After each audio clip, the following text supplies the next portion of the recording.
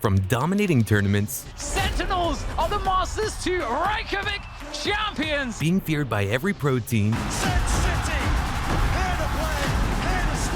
and having the crown of the best team in North America, to being at the bottom of the charts. How did a team's fame and power decline so quickly, to the point people kind of don't even care about them anymore? This is the story of the sad downfall of Sentinels. Kings, that's what they were, absolute kings of Valorant. Just the name made other teams nervous, and for good reason. This was North America's darling, the first champions on the international stage, the guys who gave us some of the most incredible moments in competitive Valorant. But man, look at them now. Seriously, what the hell happened? A team that nobody could touch a few years back just collapsed. It's wild. And now with Tyson, TenZ, their superstar, their golden boy, calling it quits, you gotta wonder, what's next for Sentinels? Can they ever get back to being what they once were? Well, let's rewind. Way back to April 18th, 2020. Valorant wasn't even officially released yet. It was still in beta, but Sentinels, they saw the potential right away. While other orgs were hesitating, Sentinels jumped in head first. Smart move, honestly. They assembled this absolutely stacked roster. You had Shazam and Sick from Counter-Strike, Zoms coming over from Apex Legends, and then there was Sinatraa, the 2019 Overwatch League MVP, this mechanical genius who became the face of the team instantly. Dapper rounded out the squad soon after.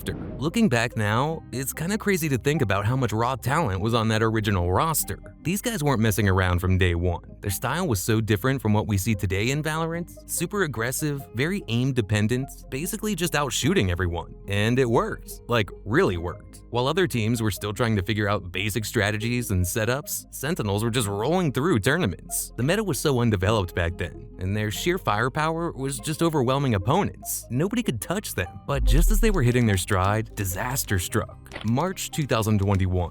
Talk about terrible timing. Just days before Masters 1, the first major tournament in the Valorant Champions Tour, everything imploded. Riot Games suspended Sinatraa following some serious allegations from his ex-girlfriend. Boom. Just like that, Sentinels lost their star player right before the biggest moment of their competitive careers. This is the kind of situation that destroys teams. I mean, what do you even do? Your entire strategy, your team chemistry, everything is built around this superstar player. And now, with basically no notice, he's gone. Most teams would have crumbled. Most teams would have made excuses, but Sentinels, they made a phone call instead. Enter Tyson, TenZ, this 20-year-old Canadian kid who was already a massive deal in the Valorant world. His background is fascinating. He started in CSGO, but never quite reached his full potential there. When Valorant dropped though, TenZ found his game. He briefly played for Cloud9, but then stepped away to become a content creator. And let me tell you, his streams were huge. People couldn't get enough of his insane mechanical skill and those flashy highlight reel plays. So when Sentinels reached out, TenZ took a chance. Cloud9 agreed to loan him to Sentinels, a decision that would change Valorant history forever.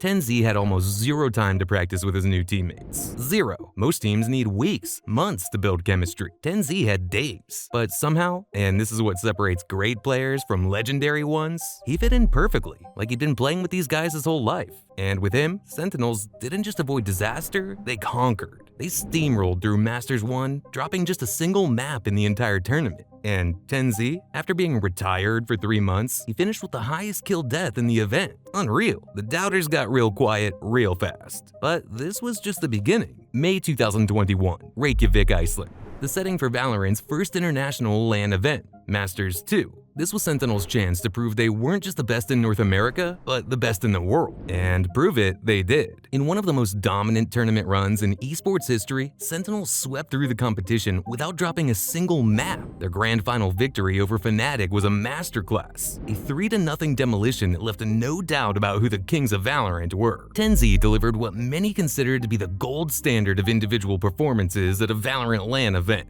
His aggressive jet plays and precise aim were simply too much for any opponent to handle. Shazam's strategic mind and OPing ability gave the team a decisive edge. Sick's versatility allowed him to excel on multiple agents. Dapper's clutch ability was unmatched, and Zoms provided the stability the team needed on controller agents. Sentinels were winning, but also they were revolutionizing how Valorant was played. Their strategies, their agent compositions, their individual brilliance, everything about them set the standard for competitive play. On June 1st, 2021, Sentinels made it official by buying out TenZ's contract contract from Cloud9 for a reported amount between $1.25 and $1.5 million.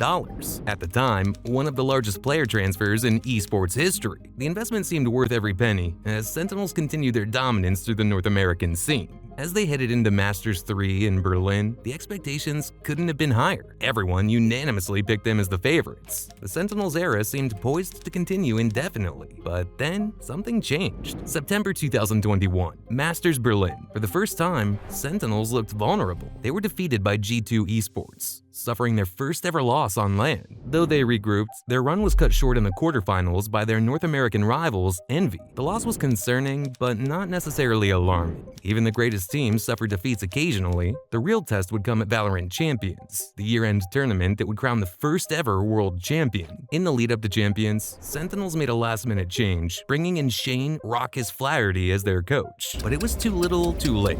At Champions, Sentinels suffered the most humiliating defeat in their history, eliminated in the group stage by Crew Esports, a team from Latin America that few had given any chance against the North American powerhouse. The Kings had fallen, and they had fallen hard. As 2022 began, Sentinels faced the reality that they were no longer the team to beat.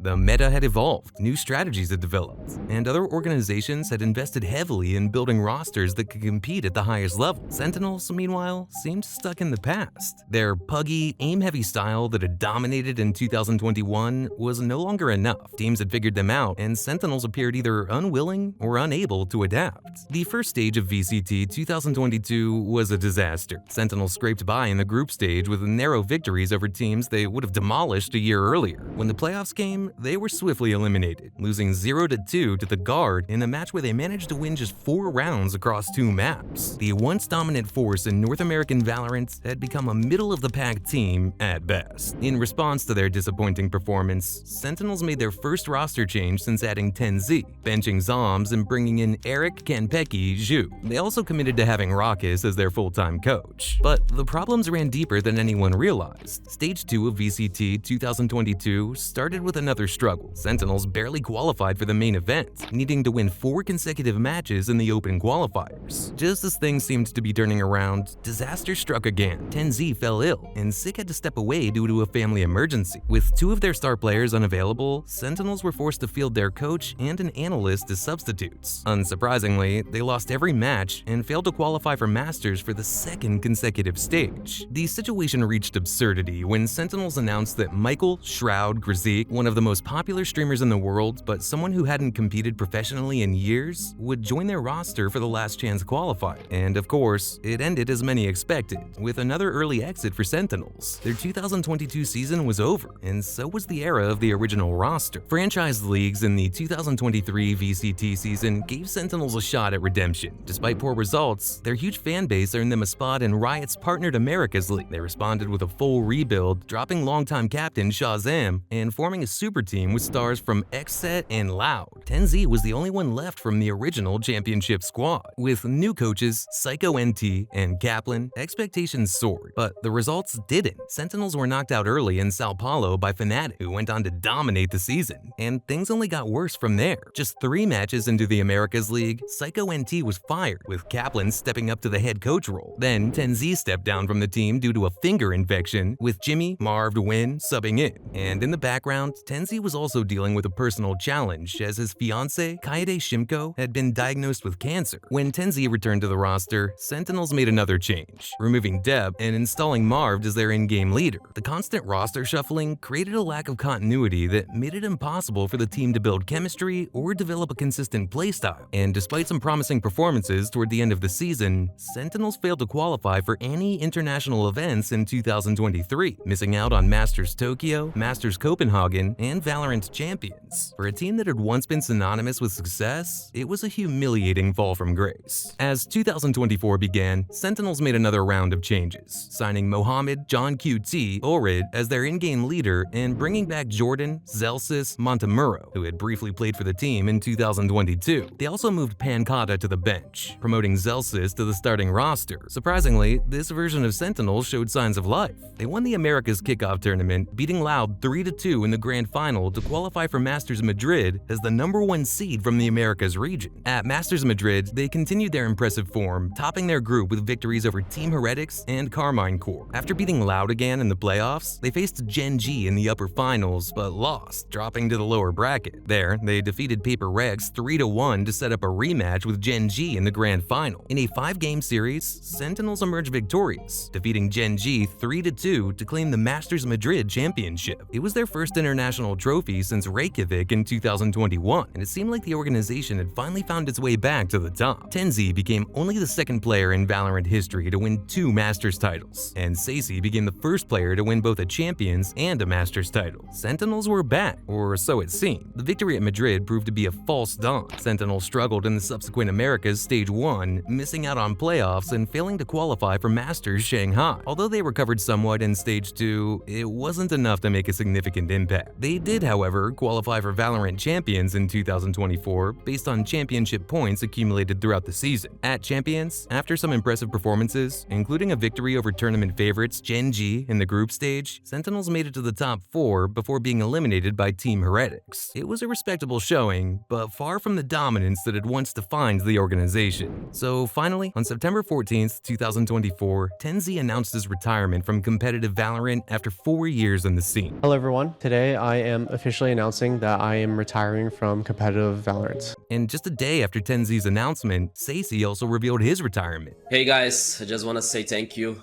for supporting me during my time in Sentinels.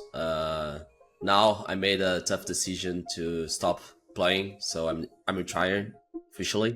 Marking the end of an era for Sentinels. The organization quickly moved to rebuild, signing Marshall Narrate Massey and Sean Bang Becerra to their starting roster on October 7th, 2024. Let's talk about it. Narrate, just 22 years old, brought an impressive resume. Starting with Mad Lions in March 2023, he quickly made his mark before moving to Carmine Corps in December 2023. Here's the crazy part. This kid didn't just hop across the Atlantic for nothing. He became the first American, the first player from the Americas region, and the first import player ever to win a VCT EMEA event when Carmine Corps took EMEA Kickoff 2024. His signature agents include Tejo, Fade, and Breach, utility-heavy initiators that showed just how strategic this guy's approach to the game is. Bang, meanwhile, was a fixture on 100 Thieves for over 2 years. Before that, he'd been bouncing around teams including TSM, where he won VCT NA Stage 3 Challengers 2 in 2021. But it was with 100 Thieves that he really found his groove, finishing 4th at Masters Shanghai 2024 and winning VCT Americas Stage 1 2024. This dude's a controller and initiator specialist, exactly what Sentinels needed to replace TenZ's late career controller role. Joining them was Zelsis, marking his return to Sentinels. Jordan Zelsis Montemurro's background is fascinating. He actually started in CS with Cloud9 back in 2019, helping them advance at IEM Katowice. His Valorant journey took him through version 1, where he secured a second place finish in VCT NA Stage 2 Challengers Finals 2021, then briefly to Sentinels in 2022, then Cloud9, before finally returning home to Sentinels in September 2023 as a substitute. Now he's back in the starting lineup, bringing that veteran presence that teams desperately need during playoff run. But how has this new roster been working out for them so far? The new Sentinels started their year at the Americas Kickoff, immediately facing powerhouse MIBR. They cruised past them 3-1, then took down Loud 2-1, before meeting 100 Thieves in the semifinals. After defeating Bang's former team 2-1, they reached the final against G2. They lost 2-3, but the message was clear: Sentinels were back. Sentinels did bottle the matches in Masters Toronto, but I'll talk about that in another video. Maybe they're not the kings of 2021 anymore, but this phoenix that's risen from the ashes, it's got wings, it's got fire, and it's got something to prove. The house that Sentinels built might have new architects, but the foundation, that hunger for excellence, that drive to reclaim the throne, seems as strong as ever. But will it be enough to recapture the magic that made them the most beloved team in Valorant? That remains to be seen.